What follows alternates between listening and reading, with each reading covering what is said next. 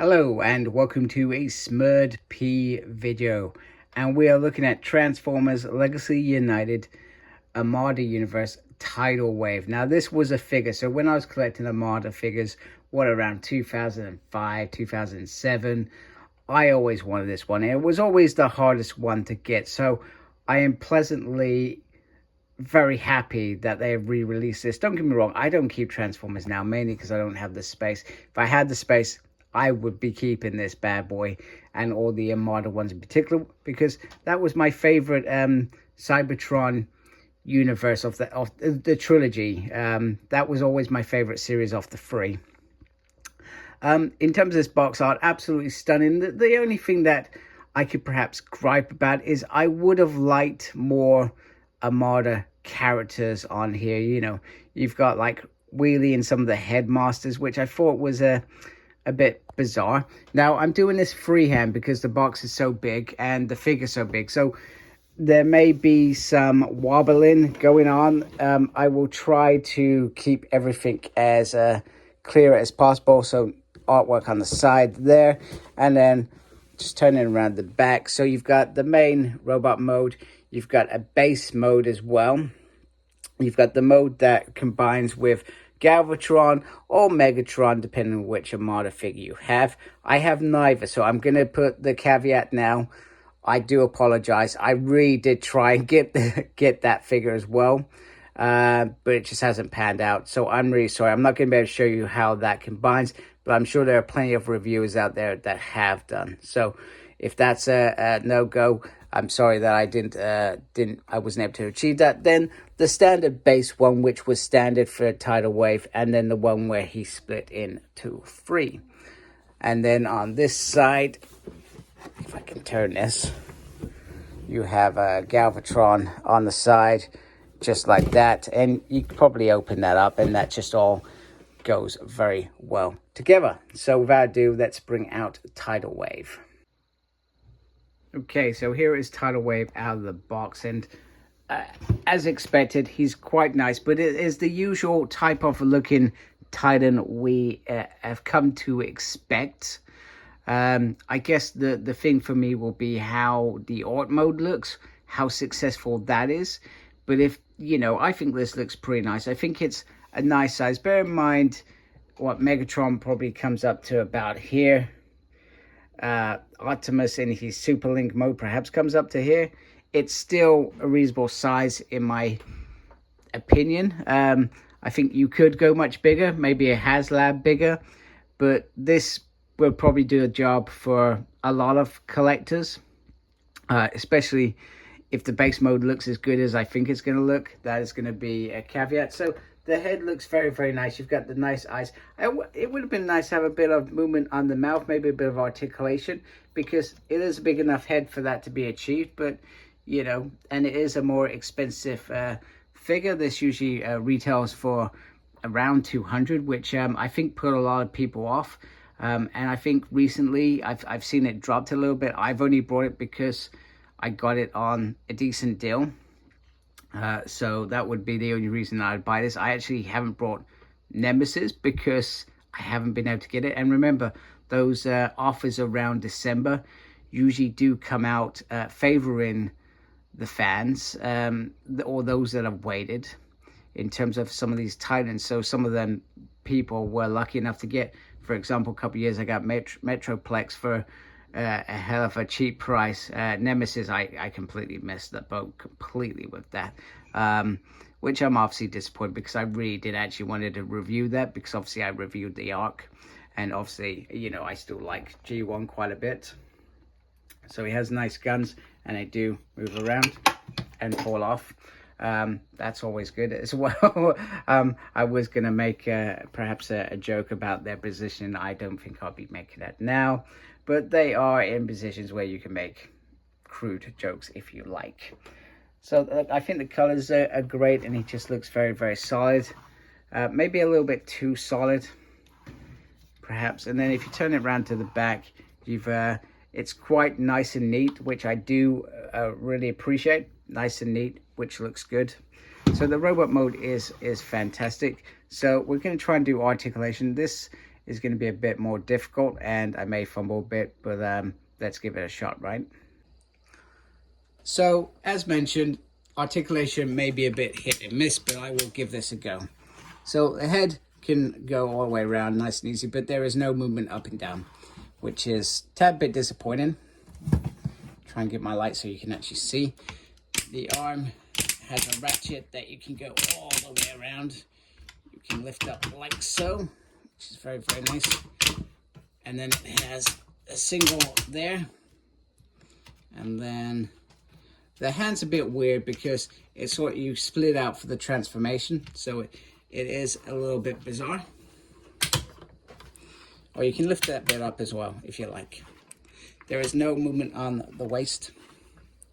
And then lifting the leg up, so left leg can go like that.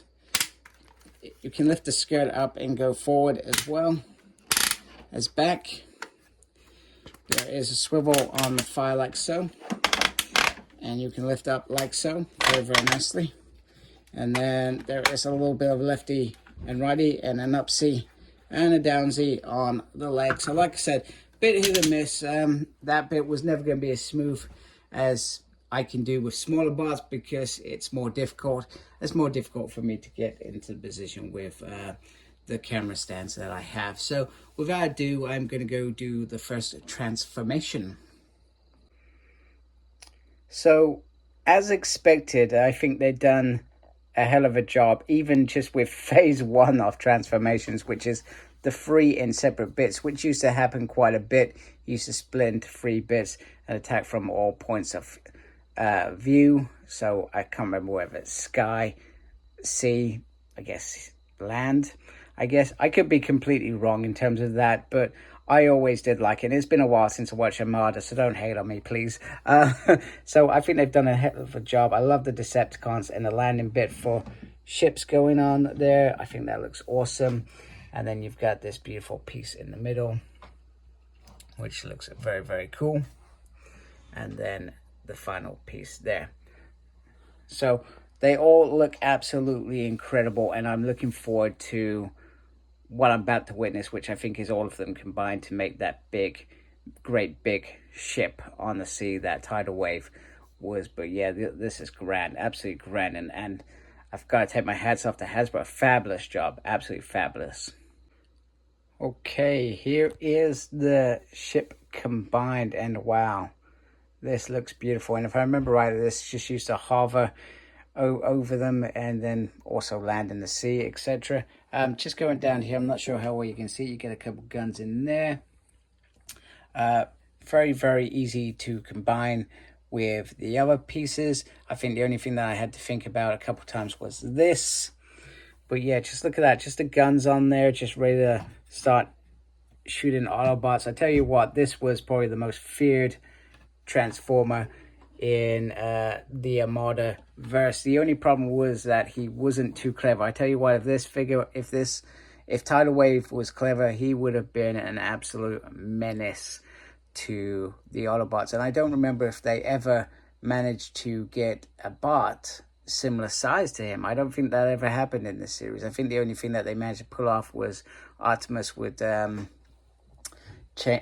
hook up with Jetfire, and that gave them perhaps an edge to get back in the fight against such firepower. But yeah, absolutely beautiful. So I'm going to transform him into the last mold, which I think is more of an unofficial mold than official. So they've done the usual city thing where he can change into a city. I don't think that ever happened in a show. Correct me if I'm wrong. Like I said, it's been a while since I've watched it, so I don't remember everything.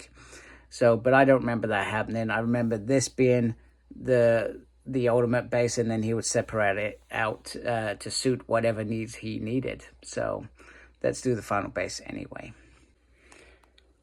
Okay, I'll give it to Hasbro. You've tried to give us everything we could ever expect from a Tidal Wave figure.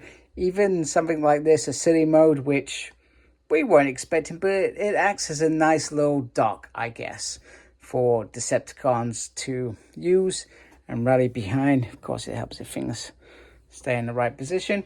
You know, it's got a couple nice guns, a little walkway down there. So if you do, and this would have been great for minicons.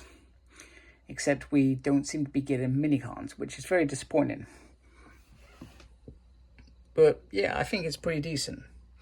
It works, but yeah, not my cup of tea, and not something that I really felt I needed in my life.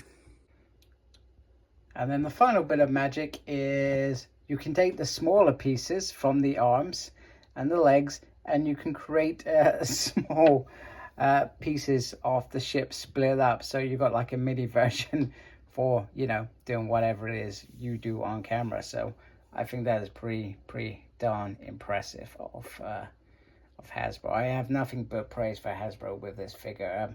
Other than the price point, which we all know we were all probably very frustrated with. Other than that, this is quite a pretty decent figure in my mind.